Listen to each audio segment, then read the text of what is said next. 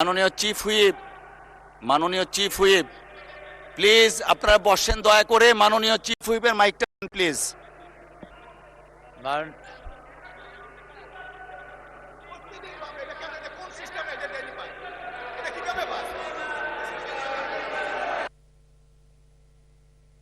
মাননীয় সদস্যবৃন্দ,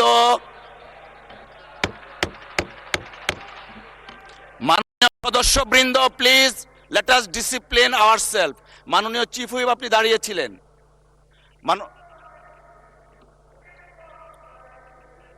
মাননীয় বিরোধী দলীয় নেতা। ধন্যবাদ মাননীয় স্পিকার। এই সংসদ দেশের সর্বোচ্চ সম্মানের জায়গা।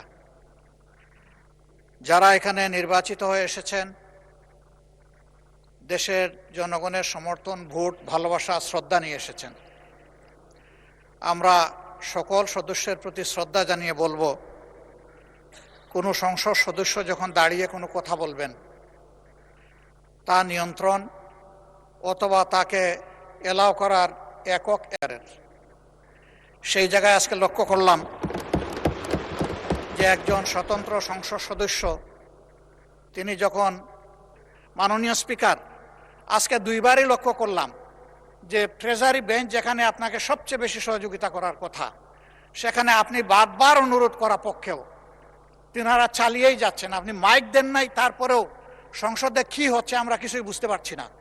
আর শেষমেশ যখন মাননীয় সংসদ সদস্য রুমিন ফারহানার বক্তব্য চলছিল, বিষয়টা একেবারেই অগ্রহণযোগ্য যা করা হয়েছে।